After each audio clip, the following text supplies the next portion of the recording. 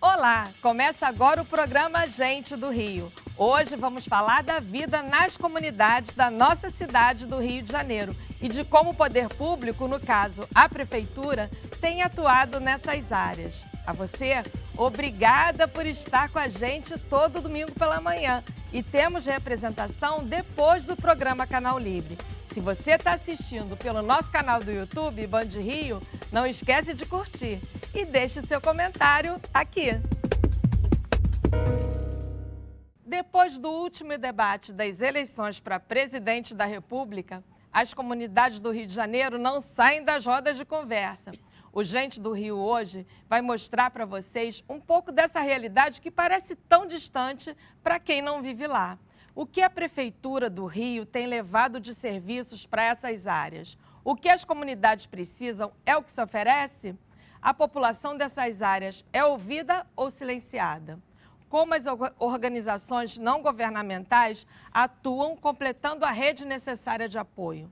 Tudo isso e muito mais no papo que iniciamos agora com Marli Peçanha, secretária de Ação Comunitária da Prefeitura do Rio, e Wellington Galdino, diretor executivo da CUFA, a Central Única das Favelas. Bem-vinda, Marli. Obrigada.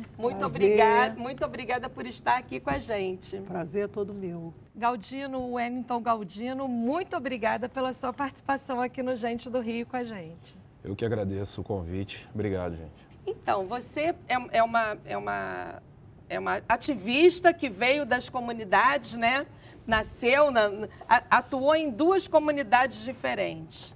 Rio das Pedras, que é uma comunidade, vamos dizer assim, dominada pela milícia, e atuou como professora na Cidade de Deus, que é uma comunidade dominada pelo tráfico de drogas. Qual é a diferença dessas duas áreas, né? Como profissional e como cidadã? Bom, como cidadã, eu vejo esses fatos como não tão relevantes na medida de que você tem que criar um foco. O foco é você atender o morador. O foco é você ocupar espaços ociosos dentro das comunidades para você poder ofuscar esse tipo de comportamento. Então, na realidade, quando a gente vai a uma comunidade, a gente quer tirar a comunidade da invisibilidade, fazer com que eles tenham um mínimo de dignidade, o foco é trabalhar com o morador. E as demais situações advindas dessas questões aí faladas, por si próprio a gente vai estancando na medida de que, com a presença do poder público atuante nas favelas, você mina um tanto esse tipo de adversidade das favelas. As favelas, teoricamente, elas não eram nem para existir, elas nasceram como moradias provisórias ou improvisadas para quem não tinha condições, sem infraestrutura, mas acabaram virando uma realidade. Você acha que essa realidade vai mudar algum dia? Quer dizer, elas viraram uma forma permanente de moradia, né? A gente não entende um plano diretor ofuscando as favelas. A gente sabe o quanto as comunidades são importantes no contexto de cidade. Então, eu vejo a favela como seres que necessitam de afago e de proteção. E acho que nosso governo, o governo Eduardo Paes, ele tem vindo constantemente com ações dentro das favelas. Então isso é verdadeiro que ele criou a Secretaria de Ação Comunitária, uma secretaria que é voltada para atender os pleitos da comunidade. Que não existia, né? Nunca existiu, nunca. A Secretaria de Ação Comunitária, a SEAC, isso foi um prêmio, me sinto até lisonjeada de ter sido premiada com essa secretaria. E estamos trabalhando mas incansavelmente para fazer com que a comunidade saia realmente dessa invisibilidade, que eles tenham voz e vez, né? que a gente sabe o quanto é importante a favela, sabemos que eles são a maioria na cidade. Então, a gente tem que ter carinho por isso. Você estava contando para a gente nos bastidores que vocês da CUFA continuam fazendo um trabalho muito forte lá em Petrópolis depois da chuva, né? Ainda prestando assistência, ajudando os moradores. Como é que está a situação lá hoje? Bom, infelizmente, com tudo que aconteceu em Petrópolis em fevereiro, no dia 16 de fevereiro, no dia 17, a CUFA já subiu com voluntários, com ajuda humanitária, com cestas básicas, com roupas para ajudar a população lá. E durante o primeiro mês até o segundo mês tinha muitas instituições, tinha muita gente trabalhando e atuando, ajudando o povo por lá, as pessoas que perderam suas casas e tal. E a CUFA começou com um trabalho de alimentação direta, porque a gente não podia entregar uma cesta básica a uma pessoa que não tinha casa para cozinhar. E conseguimos alguns parceiros, montamos uma cozinha emergencial em Petrópolis e começamos a entregar marmitas a essas pessoas nos pontos de apoio, onde as pessoas estavam residindo. Então, produzíamos em torno de 1.800 a 2.000 marmitas dia. Hoje, esse número reduziu um pouco, porque muitas pessoas já voltaram para suas casas. Já conseguiram novos lares, conseguiram aluguel social, mas ainda tem muita gente morando em abrigos. Tem quantas marmitas hoje? Hoje, a gente está com uma produção de 600 por dia, ainda atendendo é bastante, famílias, né? Que ainda estão vivendo em igrejas, em pontos de apoio. Considerando o tempo que já se passou, né? E assim, a gente não podia simplesmente, depois de 2 meses, quando as lentes saem de lá, as ajudas somem. Então, assim, a CUFA não podia sair de lá e deixar aquelas pessoas desamparadas. Então, conseguimos alguns parceiros e estamos conseguindo manter esse trabalho ainda lá em cima. E hoje as ajudas rarearam, como você falou? Bastante. Caíram bastante, mas, assim, comparado ao que... Porque ninguém espera, né, Galdino, que tanto tempo depois a população de lá ainda não esteja alojada, ainda esteja dependendo, sem lugar para fazer comida, dependendo de quem tinha, né? Acaba que tem um problema muito grande, que é a tal da burocracia, né? Para a pessoa receber um aluguel social, ela precisa ter uma documentação. E na maioria das vezes, essa documentação que a pessoa tinha estava na casa que foi embora com a chuva. E se ela não consegue provar que ela tinha uma casa ali, que ela tinha um endereço ali, ela não consegue o aluguel social. E na maioria das vezes, quando consegue, o valor também não cobre. Então, acaba colocando as pessoas num lugar que ele vai continuar vivendo um risco. E as pessoas não querem ir para aquele lugar, porque o valor que acaba sendo direcionado a isso só comporta aquele espaço. E o poder público? Como é que está o poder público local, a Prefeitura de Petrópolis, o Governo do Estado? Bom, tivemos muitos parceiros logo quando aconteceu o caso. Hoje a CUFA faz um trabalho mais isolado com poucos parceiros. Na verdade, hoje quem ajuda a gente a manter a cozinha da CUFA lá em Petrópolis é o Consulado Alemão, através de uma ajuda mensal, e a gente consegue estar preparando e atender essas famílias lá, mas com uma única parceria em Petrópolis. Temos outros parceiros aqui do Rio que acabam também encaminhando ajuda para lá. Temos outros parceiros que estão doando cestas básicas agora e semanalmente doando cestas de perecíveis, cestas de legumes que entregamos a essas pessoas também. Vamos falar um pouco da tua história, né? Como é que você chegou aqui? Você começou a militar com 17 anos. 17 anos, mas com 14 anos eu já dava aula no Mobral. Época do velho Brizola. Mobral, muita gente hoje não sabe o que é, né? Mobral era um programa de alfabetização. De alfabetização, né? Para adultos. Né? E eu vinha fazendo esse trabalho, porque eu sempre tive uma caidinha para ser professora, né? Então, minha formação é até professora. Eu alfabetizei meu pai, foi bem assim gratificante, entendeu? Ah, que legal. Eu acho que isso me motivou muito a entrar para o magistério, né? Meu pai não sabia ler nem escrever, alfabetizei meu pai no Mobral. Isso aí foi uma motivação enorme, né? Para que eu pudesse estar com essa linha de raciocínio, de poder ajudar realmente a quem precisa. E escolhi dar aula na Cidade de Deus, né? Dar aula na Cidade de Deus, que achava a comunidade super importante, precisando. Porque você tem que ir aonde precisa dos seus serviços, aonde você possa realmente ser útil, né? E comecei essa trajetória toda aí política, praticamente aos 14 anos de idade, porque política... Quer dizer, a sua militância começou na escola, dando aula, né? Minha militância começou na escola. Eu vim de um PDT, entendeu? E lembrando que nós estamos conversando aqui na semana do aniversário do Darcy Ribeiro, né? Que foi no último dia 26, né? Maravilhoso, meu ídolo. É minha referência na educação. Pois é. É o Darcy Ribeiro. Então, da educação, aí você foi para a militância política, e aí conta como é que você chegou. Você foi subprefeita já, de Jacarepaguá. Conta a tua trajetória um pouco. Na verdade, eu vim de um CIEP. Educação Integral. Então, a gente sempre acreditou nesse processo que, se você realmente não acreditar na educação, esse mundo não vinga. A gente tem que envolver cada vez mais na educação. Eu comecei dando aula, minha militância veio de um PDT, logo em seguida eu tive um convite para estar subprefeita também de Jacarepaguá, fui chefe de um DEC, que hoje é coordenadorias, né? Antigamente era Distrito de Educação e Cultura. Meu pai também foi chefe de DEC. Ah, é? Foi na época, mas foi na época do Chagas Freitas. Eu fui na época do Marcelo Alencar e Brizola, foi ali no Tanque, Largo do Tanque, né? Banerjão, me lembro como se fosse hoje.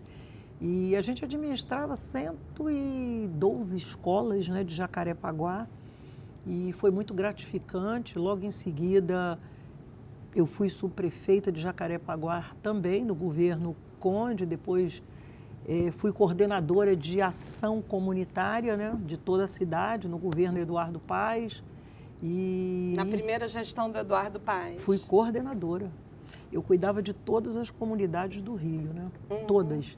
E hoje eu estou secretária, aumentou mais a minha responsabilidade com projetos sociais, colocando aí dentro das comunidades. E as UPPs? As UPPs, elas foram um sonho, ou foram uma coisa boa, tida como boa, para as pessoas que moravam nas comunidades, tanto quanto foram para as pessoas fora da comunidade, elas são... Esse modelo de segurança ainda é um sonho para quem mora nas comunidades ou não? Olha, é um assunto que a gente levaria aqui o dia todo até para debater, porque não é um fato isolado. Mas não é um fato isolado, é rapidinho, mas não é um fato isolado. Eu estou dizendo tal a gravidade da pergunta e uma resposta que demandaria um certo tempo. As UPPs, elas foram assim muito importantes para a comunidade inicialmente, desde que pessoas pegasse essa proposta e seguisse realmente o que ela veio para oferecer para a comunidade. Quando começa esse troca-troca de governo, cada um faz com que as pessoas acreditem de uma forma muito que deturpada, e há de se ter uma integração dos órgãos, uma integração da prefeitura com o governo do estado e tudo mais. Isso aí teve uma falha enorme, eu acho, que deu esse problema que desajustou. Essa é uma pergunta também que eu queria fazer para vocês. Muito se diz que não adianta ter só policiamento, tem que ter também ação social, ou tem que ter outros órgãos, tem que ter uma infraestrutura nas comunidades. Mais uma vez, eu conversando com o secretário de assistência social, ele me disse o seguinte, ele falou, Mônica, tem tudo nas comunidades, tem todos os equipamentos, tem esporte, tem escola, tem posto de saúde, os equipamentos já existem, os serviços já existem. O problema é que eles não se integram, eles não se comunicam. É isso? Mônica, eu consigo entender isso como uma certa vaidade. Porque, na verdade, se você tem um objetivo de melhorar a qualidade de vida das pessoas, fazer com que aquelas pessoas tenham realmente voz e vez, você tem que estar ocupando aqueles espaços, você tem que estar presente 24 horas por dia, que é o que o prefeito Eduardo Paes pede para que a secretaria faça. E é o que a gente vem fazendo com os nossos projetos. Se o aluno começa a faltar a aula e a professora vai no CRAS ou no CREAS É uma integração. E já comunica aquilo, ou se vê se percebe que o aluno está com problema de visão, ou já vai, se comunica com o posto de saúde. Exatamente. Quer dizer, isso não existe. Não existe. Existe. Existe. Mas não adianta existir só de um lado. Eu costumo dizer que o dia que as pessoas entenderem que é através da união e da integração, sem vaidade, a gente vai conseguir sim. E eu tenho essa esperança. É isso que eu vivo lutando e fazendo com que isso aconteça dentro da minha secretaria e com todos os nossos servidores lá. E é o que o prefeito diz constantemente para que a gente faça. E é esse papel que você está tentando desempenhar, ou está desempenhando, não, meio que uma mediadora desses diversos órgãos, desses diversos atores que estão querendo melhorar a vida das pessoas na comunidade, é isso? Aí eu vou te falar, nasceu o programa Favela com Dignidade. É isso que eu ia te perguntar, do seu programa queridinho. O que é o programa Favela com Dignidade? Ele é nada mais, nada menos que a integração de todas as secretarias, órgãos públicos e municipais, federais, num só local, para que cada secretário em suas pastas detecte o problema que a comunidade tem e ali o prefeito assinou um decreto para que todos compareçam e executem esse trabalho. Então, nós temos a conservação, que tapa todos os buracos das comunidades, mexe com toda a estrutura da comunidade. Nós temos a educação, que cuida da parte de evasão escolar. Não tem jeito. Se nós não investirmos na educação, esse país não vai ter jeito. Depois da pandemia, você falou de evasão escolar, depois da pandemia de coronavírus, teve muitas crianças que não voltaram para a escola. Como é que está isso? Vocês fizeram busca ativa? Constantemente, com Favela com Dignidade, com a Secretaria de Educação, que é um projeto que eles têm, de todos irem a cada favela, conversar com cada morador, porque eles têm uma estatística de todas essas pessoas que estão com esse problema de evasão. E vocês já estão com 100% deles de volta na rede?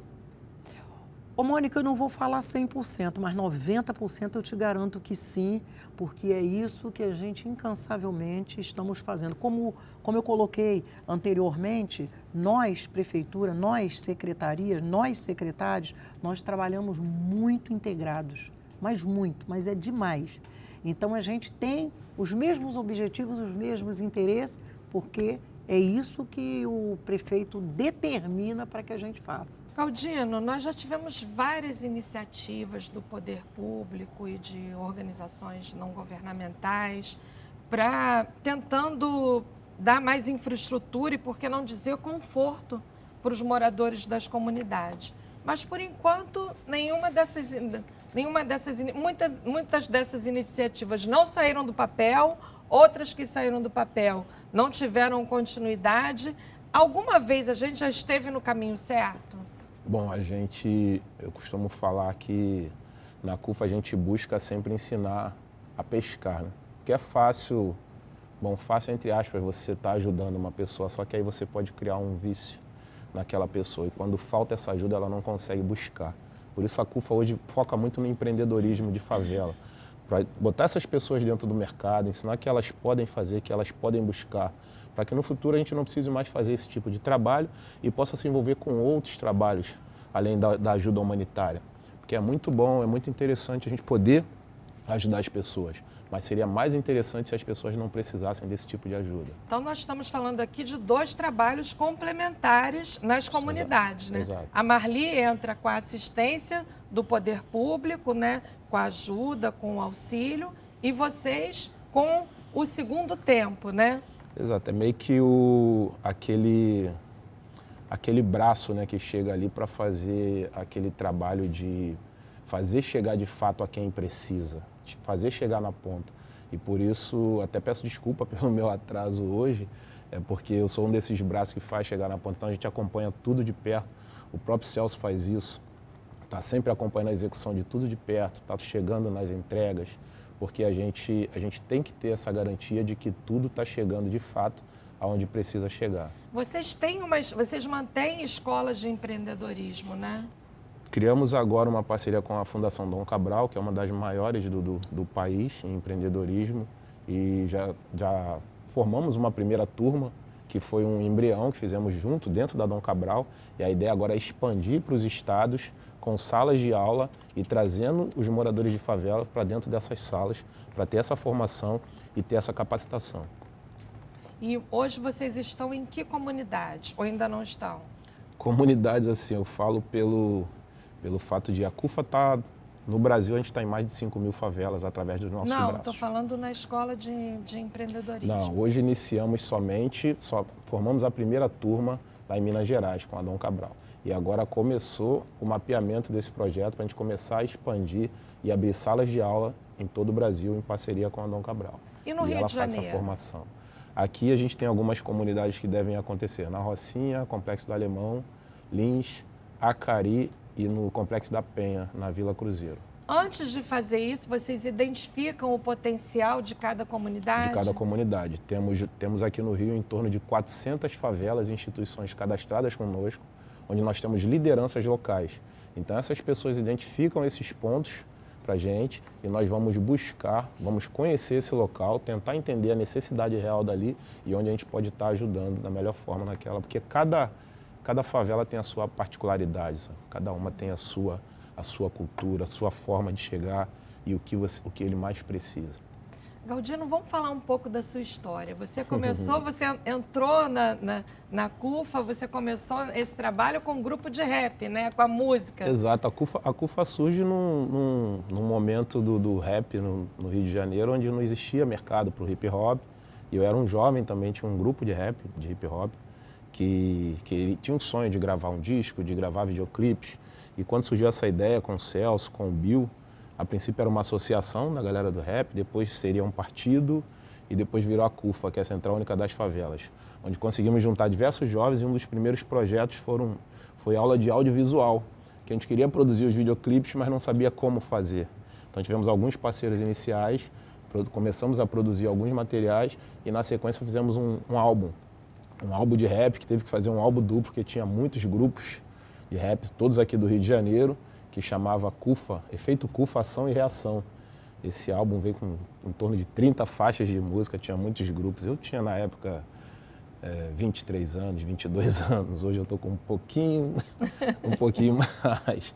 Mas foi bem isso, surgiu daquela galera que gostava do rap, que gostava de praticar a cultura hip hop, o grafite, o break, o rap, o DJ. E através disso a CUFA, por ser um ponto de a gente buscar muita informação, começamos a se envolver em todas as áreas, principalmente o terceiro setor. E hoje a CUFA é essa potência que a gente vê com tudo que a gente consegue realizar pelo Brasil afora. Muito bacana. E você já passou por vários cargos, né? Foi produtor, foi assessor, foi diretor e hoje é diretor executivo. O que mudou? Como é que foi essa trajetória? O que mudou nesse tempo todo? Tem uma coisa que o Celso fala muito, que a gente constrói o avião em pleno voo, né? E a gente, como a gente denomina os cargos, a gente chama ele de bucha, porque bucha a gente está em qualquer lugar, a gente faz de tudo, desde assinar um contrato com uma grande empresa, quanto carregar a caixa de legume para atender a tiazinha lá na ponta. Então, assim, eu já fui suporte de TI, já fui produtor, já fui apresentador de rádio, já fui designer, já fui programador. Hoje eu sou presidente estadual no Rio de Janeiro e diretor executivo nacional da CUFA no Brasil. Vivi um tempo em Portugal através da CUFA, abrimos a CUFA em Portugal, tivemos a CUFA por um tempo na França, na Inglaterra e... É curioso que nesses países a gente imagina que não tem necessidade de ter uma entidade igual a CUFA, né? Tem. Eu vivi durante um ano em Portugal e temos grandes favelas lá, apesar de... Na capital, as favelas estão sendo demolidas e construindo... São projetos habitacionais, mas continua tendo a necessidade de projetos sociais. Nós temos algumas ações na favela na Musgueira, lá em Lisboa, que é uma área muito grande, onde muitas pessoas que viviam em barracos, o governo construiu prédios e essas pessoas foram morar nesses prédios, mas continuam precisando de ajuda. Então a CUFA faz um trabalho social com jovens lá, com curso de audiovisual, curso de youtuber, etc. Marli, a gente estava falando sobre o programa Favela com Dignidade, né? E falamos da educação, eu queria saber de uma outra, do projeto sobre reciclagem. Maravilhoso esse projeto. É muito Olha, importante. são tantos projetos que nossa secretaria tem. Nossa secretaria, ela tem o programa Favela com Dignidade. Dentro do programa Favela com Dignidade, nós temos o Recicla a Comunidade, temos o Turistando com a Comunidade, que são projetos importantíssimos. E aquele outro que faz a reforma da casa. E nós, o Casa Carioca já é a cereja do bolo. Esse eu achei ótimo. Esse Turistando com a Comunidade, Muito legal também. ele é importante para as comunidades na medida de que você consegue inserir o povo favelado no resto da cidade e, além disso, ele passa a conhecer a cidade como um todo. Tem muita gente nas comunidades que não conhece o resto da cidade, o resto do estado. Eles não conhecem o Valongo, que é aqui no Livramento. Eles não conhecem o Museu do Amanhã, que a gente leva com visitas guiadas. As visitas são guiadas, tecnicamente guiadas, e com lanche para que eles possam estar ali recebendo todos os ensinamentos, né? São e a só proposta. Crianças ou é de qualquer Não, idade? Pessoas crianças e adultos. Crianças e adultos de favelas. Aquelas que não têm oportunidade, aquelas que não têm condições de estar pagando um ingresso a R$20. Imagina uma família com 5 pessoas pagar um ingresso a R$5, sem condição. Levamos essas famílias, esses moradores, até o hotel Copacabana Palace também, para eles conhecerem o Copacabana Palace, assistirem. Eles ficam assim deslumbrados com a oportunidade que eles sabem que não teria. Quem? Você acha que uma favela entraria num Copacabana Palace?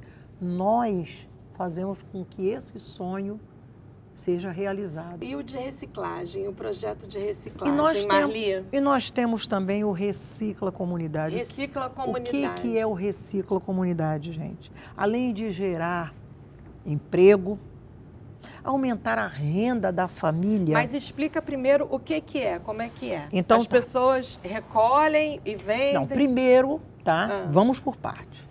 Nós detectamos um espaço ocioso, sujeito à invasão, e pegamos aquele espaço, urbanizamos, preparamos Aonde? aquele espaço dentro da favela. Isso tem que ser na favela. Darcy, Vargas, nos Teixeiras, Manguinhos, Proença Rosa, em Honório Gurgel. Aqui no Alemão, Lagartixa também nós temos na Asa Branca, nós temos no Parque Carioca, nós temos 13 pontos espalhados pela cidade, vamos terminar com 50 agora. E o que a gente faz? A gente pega esse espaço, prepara aquele espaço, colocamos ali toda uma estrutura de container, conversamos com o morador para ele ter um emprego ali, ele vai trabalhar, ele recebe todo esse material que eles jogariam em rios, lagoas, que a gente com isso tudo... Aí vocês fazem uma coleta seletiva? A gente faz uma coleta seletiva e logo em seguida isso tem um valor. Isso tem um valor. É pesado e tem um valor.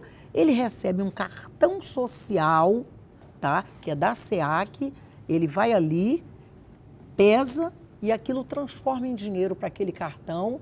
E aí, na comunidade, nós cadastramos todos os comércios, o seu Joãozinho, que é dono da padaria. Quer dizer, ele ganha ali na comunidade e ele gasta na própria comunidade, no comércio, cadastrado. É aquecer o comércio local. Com essa pandemia, o nosso objetivo era aquecer o comércio local.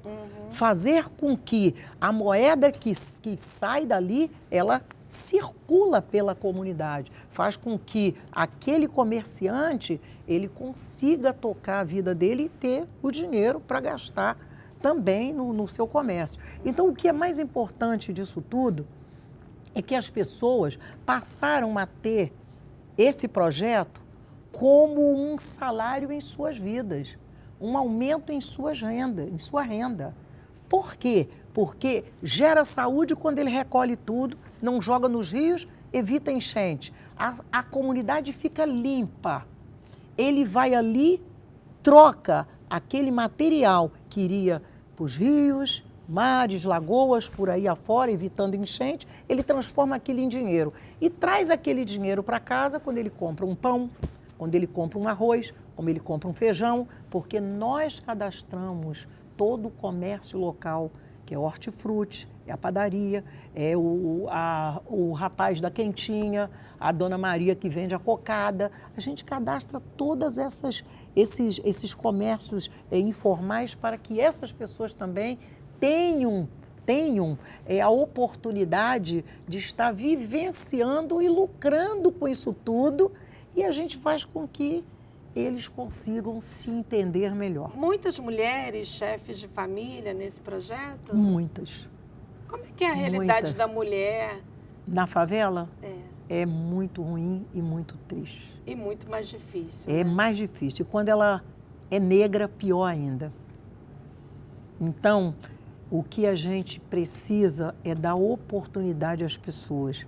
É fazer com que esses projetos sociais se transformem na vida dessas pessoas e chegue à comunidade como uma alternativa para minimizar o sofrimento delas. Você vê, eu estou falando do Recicla, tá? Mas nós falamos do Turistando, falando agora, vou voltar a falar do Casa Carioca, Casa que Carioca, é era esse que eu ia perguntar. O Casa Carioca, ele nasceu por uma dificuldade que eu tive na minha vida. Nós éramos 7 irmãos e meus pais, todo Natal, ele pensava em reformar a nossa casa. Mas não tinha recurso, né? 7 filhos, não tinha recurso. E eu me lembro que pintava a nossa casa com cal, era cal. E isso ficou muito aqui na minha memória, a gente não tinha muitas coisas para fazer em casa.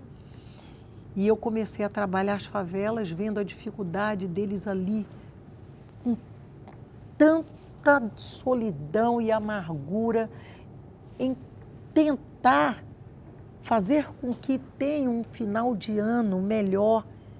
E o que nós criamos? O Casa Carioca. Antigamente tinha essa tradição, né? Todo final de ano arrumar a casa, pintar a casa, né? Não é tradição, é uma necessidade. Tem que trocar alguma coisa no final do ano para valer a pena, para você receber teus amigos e ter um pouquinho mais de dignidade. Só que eu não estou falando nem disso, só dessa troca.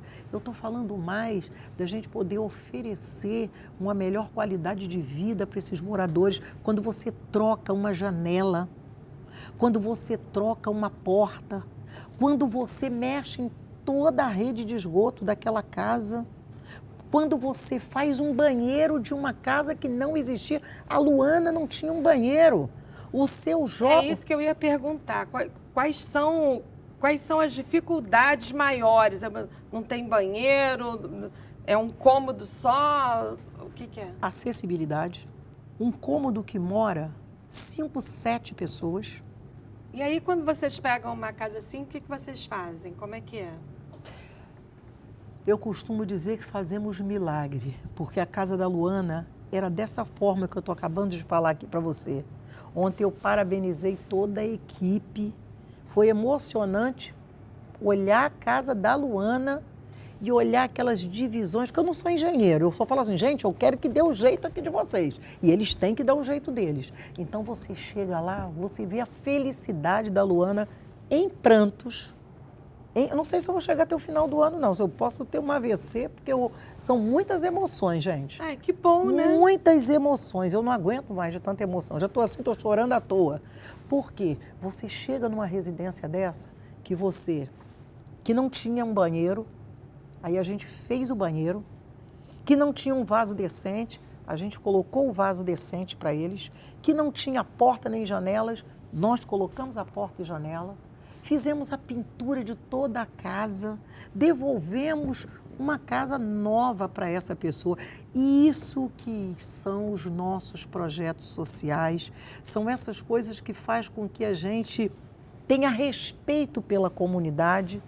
São essa secretaria que eu ganhei de presente e que eu tenho essa obrigação de fazer essa proximidade da favela com o poder público. Você começou com o rap, o hip hop, e agora faz o maior evento esportivo das favelas do Brasil, que é a Taça das Favelas, né? Que acabou de acontecer agora, e a final foi no glorioso estádio de Moça Bonita, maravilhoso, né? Moça Bonita foi, estava lá naquela loucura, lá onde o Muquiço foi campeão, parabéns galera do Muquiço, foi campeão no masculino. E o feminino foi quem? A Favela do Sapo foi campeã no feminino.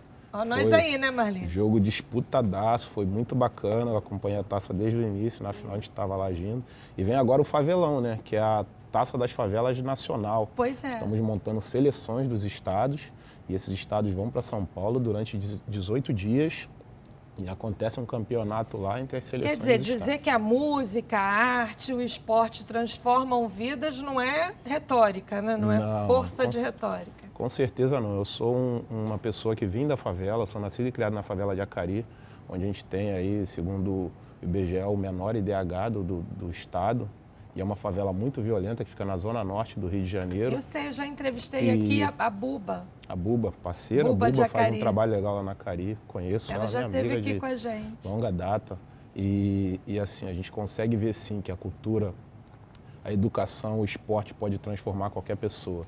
Basta dar oportunidade a essas pessoas que lá estão, porque elas vão agarrar com unhas e dentes e vão buscar o melhor. E como é que você enxerga o futuro desses jovens?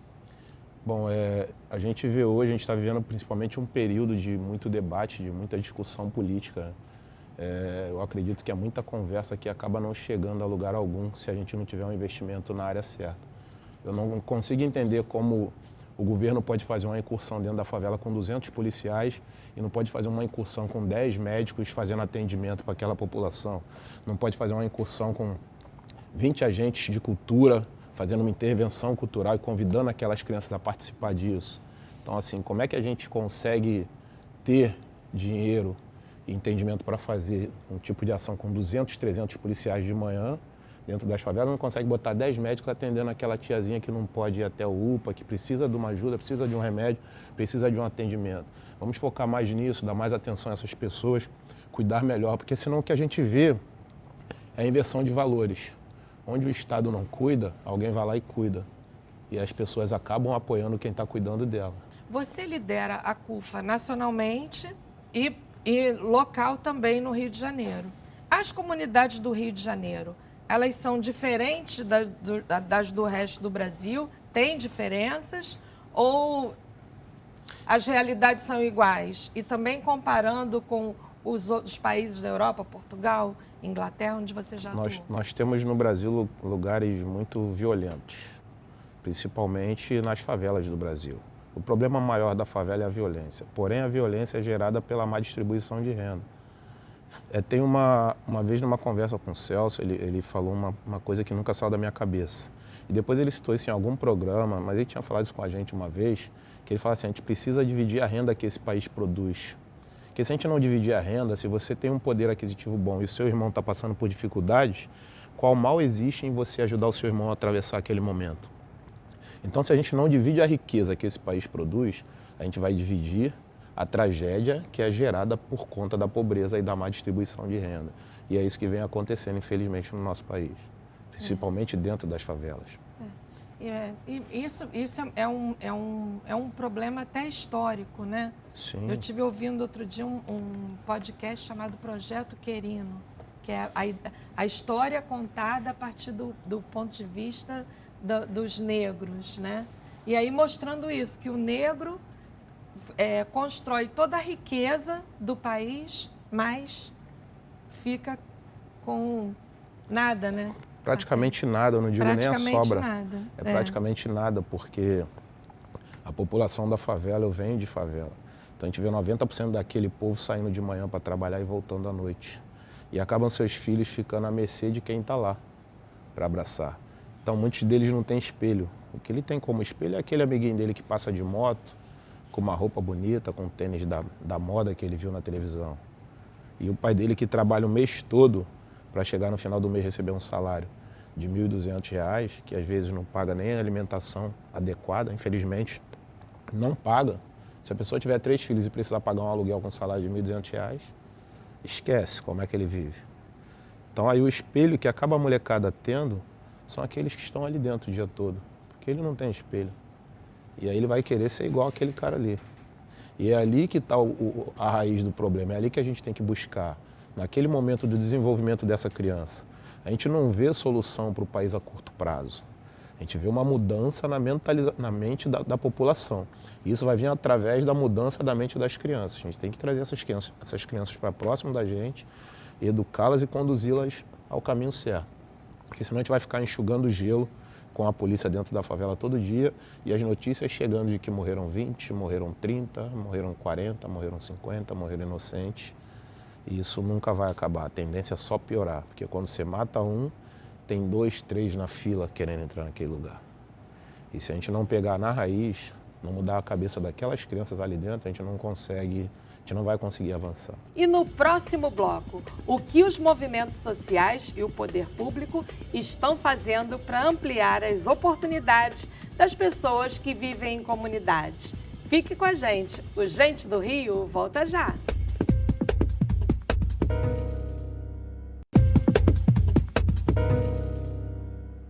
Estamos de volta com o Gente do Rio, hoje conversando com Marli Peçanha, secretária de Ação Comunitária da Prefeitura do Rio, e o Wellington Galdino, diretor executivo da CUFA Brasil. 2022 já está praticamente, né? Já foi, né?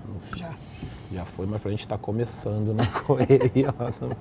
O ano nunca termina. Quais são os projetos de vocês para 23? O meu é dar continuidade, nós da Prefeitura, darmos continuidade ao nosso Casa Carioca. Nós temos que fazer uma entrega até dezembro, janeiro, mais tardar, de 3.000 domicílios. 3.000. Você conhece o Casa Carioca, Galdino? Sim, já ouvi falar bastante. Casa Carioca. Vamos entrar na Cidade de Deus também com Casa Carioca, legal. Na Rocinha também. Hoje nós estamos com Casa Carioca em Vila Kennedy, Providência, Maré, Proletário, Vila Cruzeiro, e Cascatinha. Vão entregar até janeiro, né? 3.000, quer dizer, aí você me fez a pergunta. Quais os projetos para Imagina. 2023? Olha aí os projetos. Não, 2000, até janeiro... 2023? Até janeiro ainda é 22 praticamente, né? Quantas vocês vão fazer em 23, então? Mais 5.000 ano que vem e até o final do governo do prefeito Eduardo Paes são 20.000 casas. Tenho que doar. Muito bacana. E como é que vocês selecionam as casas a serem reformadas? Pelo IDH, IDS, né, que é Índice de Desenvolvimento Social, isso através do IPP, né, e eles que cuidam dos territórios, né? Mas assim, se eu estou numa comunidade, aí eu quero reformar, como é que eu procuro a prefeitura para isso? Então, aí eu estou dizendo a você, existe todo um levantamento pelo IPP, que é o Instituto Pereira Passos. De posse a esse levantamento, isso é passado para a gente. Nossos engenheiros, nossos técnicos vão lá checar a vulnerabilidade de cada morador daquele. Constatando isso, porque o que a gente até fala, que tem que ter essa revisão, essa atuação da equipe, independente do IPP, é porque muitos venderam a casa, outros não moram lá, então outros já fizeram cômodos, né, e já atende, não são mais tão vulneráveis que possam ser inseridos no projeto. E logo em seguida a gente faz a atuação lá com os engenheiros na casa, efetuando todos esses serviços, entendeu? Galdino, eu queria falar num assunto com você que eu achei assim um dado muito, assim, que me deixou perplexa. Que com o preço do botijão de gás tão caro do jeito que está, né? Está em R$120. R$120 em alguns lugares, né? Pois é. E varia de 95 a 120. Chega a 120, né? Aumentou muito o número de queimaduras, porque as pessoas nas comunidades estão cozinhando do jeito que podem, fazendo fogo e se queimando e se machucando. E aí vocês têm o Vale Gás, né? A CUFA, com a parceria com uma grande empresa, que conseguimos desenvolver esse projeto e colocar isso na rua. Eu acho que pode falar o nome da empresa, porque se está fazendo, né, o trabalho social, se está colaborando com a gente está desenvolvendo vocês, isso junto com a Petrobras. Fizemos em 2021 uma ação no Rio de Janeiro, onde 10 favelas receberam 220 botijões de gás cada favela. E a partir daí nós vimos a grande necessidade que essas pessoas tinham. Porque assim, a CUFA começou com a campanha CUFA contra o vírus, onde a gente doava o alimento. E depois, através desse alimento, a gente via que a pessoa não tinha como preparar esse alimento. E algumas não tinham o complemento para esse alimento, não tinha proteína. Nós desenvolvemos também a cesta digital, que são vales, onde a senhora que recebe aquele vale, que variava de R$120 a R$360, ela recebe e podia comprar carne, o frango, para fazer o complemento naquela alimentação da família. E aí faltava o gás, que ela não tinha também o dinheiro para o gás. Então fizemos essa primeira ação o ano passado e esse ano conseguimos organizar junto com a Petrobras essa doação de botijão de gás, onde a gente está distribuindo mensalmente em todo o Brasil 84 mil botijões e no Rio de Janeiro são 24 mil botijões. São 24 mil famílias atendidas, são 5 ciclos com um intervalo de 40 a 50 dias da entrega de um botijão para o outro. Então elas recebem esse Vale Gás, a família cadastrada, e com esse Vale Gás em mão, ela vai no depósito da revendedora e faz a troca do seu botijão de gás. E o projeto Mães da Favela? Nosso Mães da Favela foi uma coisa tremenda, assim, porque quando volto ao início Por que eu estou falando aqui da CUFA contra o vírus? Quando começou a pandemia e que foi determinado pelo governo que as pessoas precisavam ficar em casa, em uma reunião, eu, Celso, Léo, Altair, Elaine, alguns diretores da CUFA, o Celso colocou a seguinte questão: a gente pode ficar em casa parado, esperando as coisas acontecerem e ver quem vai morrer, quem vai sobreviver e depois a gente voltar a trabalhar, ou a gente pode arregaçar as mangas e ajudar essas pessoas a atravessar esse período. Porque assim, quando você pede alguém para ficar em casa e você está com a sua internet funcionando, a sua geladeira cheia, é muito fácil. E quem precisa trabalhar de manhã para comprar o almoço, para levar a janta para casa, para levar um pão de manhã para o filho e não pode sair na rua? Como é que essa pessoa atravessa a pandemia? Então, uma forma que nós encontramos vamos buscar nossos parceiros através de doações e levar isso diretamente dentro das favelas para que assim a gente consiga manter a maior quantidade de pessoas dentro de casa. Porque assim a pessoa não precisa sair para buscar alimentos, para trabalhar ou se arriscar. Então, acredito que isso causou um certo impacto no número de infectados dentro das favelas, porque muita gente não saía. E nós íamos, de fato, na casa das pessoas com avental, com steel face, com toda a proteção que era pedido, que era solicitado. Tínhamos autorização da prefeitura para circular durante a pandemia, com todo o equipamento de segurança que a gente precisava. E começamos a identificar que nesses lares, a maioria do provedor ali era mãe. A gente não via homens dentro das casas, a gente via sempre a mãe com 4, 5 filhos. Então surgiu a ideia de criar o Mães da Favela, que a gente dá o apoio direto. Hoje a base da família é a mulher. Não tem, e eu acredito que sempre foi, né? Não é a representação para mim, até fugir um pouco aqui da pauta, a representação para mim de Deus é a mulher. Essa coisa de que Deus é um homem é balela, é uma mulher, porque é a mulher que gera a vida e a mulher que cuida, a mulher mata e vive pelo filho. O homem já fica meio que, não estou generalizando, tem pais e tem pais, mas a mulher que acaba sendo a base ali da família. Eu estou entendendo isso. Então, a maioria não, infelizmente não entende, né? Ainda tem que ser educada para isso. Exato. Né? Mas está mudando, as coisas estão mudando, com o tempo está mudando. E criamos o Mães da Favela para passar essa ajuda direto às mães, atender direto às mães. Em uma visita à casa de uma senhora em São Paulo, o Celso se comoveu muito com a situação dela, né? Onde ela vivia em um cômodo com um banheiro improvisado, que era um buraco no chão, e ela vivia com 5 filhos, um com um problema grave de saúde. O pai de 2 tinha falecido, o pai de outro estava preso e ela que segurava a onda ali de tudo. Então ele acolheu essa senhora com a família, ajudamos ela de todas as maneiras que a gente podia ajudar, a colocar ali um lugar decente, a conseguir um trabalho para ela, a conseguir matricular os filhos na escola.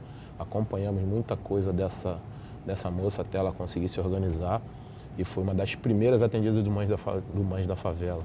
Então assim, só no Rio de Janeiro nós doamos por esse projeto 500 mil de cesta básica para essas pessoas e cestas digitais, foram quase 50 mil cartões de cestas digitais entregues a essas mães, que acredito que tem ajudado bastante durante esse período de pandemia, impactado bastante nos números da Covid no país, principalmente dentro das favelas. E para 23, quais são os projetos, além do favelão? Projetos da CUFA nós temos vários, né? Só que para 2023 a ideia mas é ampliar. Eu queria que você... No Rio, não vem com esse negócio de projeto de São Paulo, não. O Rio Aqui de é gente Janeiro, do Rio. a gente já tem projetos voltando a vida voltando ao normal. Na CUFA nós temos algumas coisas em parceria com a prefeitura também, onde temos lá cursos de oficinas de informática, aulas de dança, balé, ginástica rítmica, basquete, futebol, cursos para idosos, artesanato. Temos bastante coisa na sede da CUFA em Madureira, que isso já acontece. Por que em Madureira? Que a gente consegue atender todo o Grande Rio, que nós temos dois ramais de trem, temos linhas para todo lugar do Rio de Janeiro.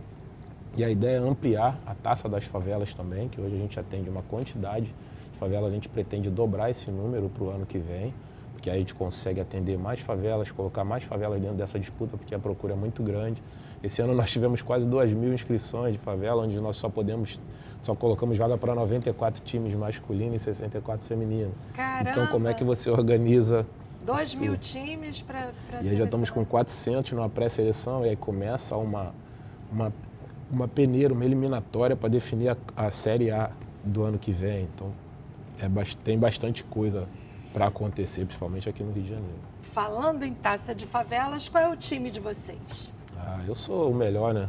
O melhor do Rio, o melhor do Brasil, eu sou o Flamengo.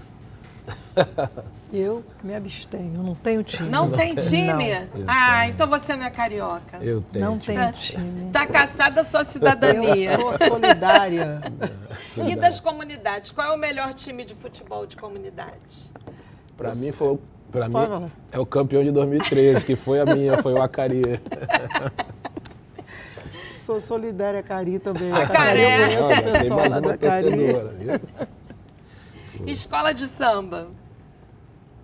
Aí já tem, posso, né? aí eu tenho, sou Portela. Aí tudo bem, devolvida a cidadania. Apesar de eu estar Apesar de puxar saquinho do prefeito, hein? O negócio de Portela é para puxar saco do prefeito. Não, eu sou Portela. Apesar de eu estar em Madureira, eu sou mangueirense, desde criancinha mesmo. Sempre fui. Flamengo sempre e gostei. Mangueira, né? É, bem isso. Alguma revelação no samba da comunidade? Samba nós temos algumas. Eu não tenho acompanhado muito o samba da minha comunidade, né? Aham. Mas nós tínhamos lá no Complexo de Acari 2 escolas de samba, Quais? que era o Favo de Acari e o Corações Unidos do Amarelinho. Então, há 1 ano e meio atrás, eles se juntaram e virou uma escola só, que agora é Corações Unidos Favo de Acari. E ficou bem melhor, que incorporou mais a escola, a gente tem mais integrantes, aumentou bastante. União faz a força, né? Ficou muito bacana, ficou muito bacana. Então, a revelação, essa escola de samba é a sua. A minha Cidade de Deus, não tem jeito. Cidade de Deus. Não, mas a escola de samba Cidade de Escola Deus... de Samba Cidade de Deus e lá de Curicica também, que é o Renascer. Renascer, Curicica. Paisagem mais bonita das comunidades. Gente, Morro do Adeus. Morro do Adeus, é do alto do morro que você vê a cidade mesmo. Morro do Adeus no Alemão. É o Morro do Adeus lá. Eu fui, numa ocasião em 2012, eu fui levar o pessoal do projeto Top CUFA para conhecer o Complexo do Alemão. Muito bom, né? E quando eu saí daquele teleférico, tem uma ladeira bem alta, lá no alto. Isso. Aquela vista, para mim, de comunidade é... Ponto turístico de comunidade. De comunidade? É. Cara, tem um lugar muito legal, é uma balada, mas eu considero já um ponto turístico, que é o Container, lá na Vila Cruzeiro. Eu gosto de ir lá e tem uma vista muito bacana também. Renê, eu estava falando do Renê, mas poxa. É, parceiro. Também, Verdade. eu penso como ele. Maravilhoso. Não, Container você não lá. vai ficar copiando uma coisa, não. Eu ia Mas falar, aqui eu é acho que eu legal vou mesmo. falar primeiro. Fala primeiro. Bar ou restaurante imperdível de comunidade? Pode falar primeiro, Ah, Marli. Bela Vista. Bela Vista no é onde? Proletário, lá no Complexo da Penha. Nossa Senhora, tem igual. Cara, eu tenho vários. Eu gosto de comer, né? Apesar de eu comer pouco, eu gosto de comer.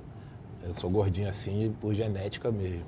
Não, Mas nada de gordinho. Tem vários ali ali no Parque União, ali tem uma série. Não, tem pode se comprometer. um Cita um, nordestino pelo ali, que menos. agora eu não lembro nem o nome, mas sempre que eu posso eu encosto o carro ali para comer, porque eles têm um baião de dois ali que é excelente. É isso, era a pergunta da sequência. Petisco ou prato de boteco de comunidade. Pode falar. São bons, né? Já Eu ganharam amo. comida de boteco várias Amo. vezes. Eu gosto do franguinho com quiabo de lá. De onde? Maravilha. Lá Desse- do Proletário. do Proletário. Lá do Bela Vista. É uma A Marli maravilha. cismou com o proletário do Amo. Bela Vista. Petisco tem um que eu acabo pecando um pouco, que é torresmo, né?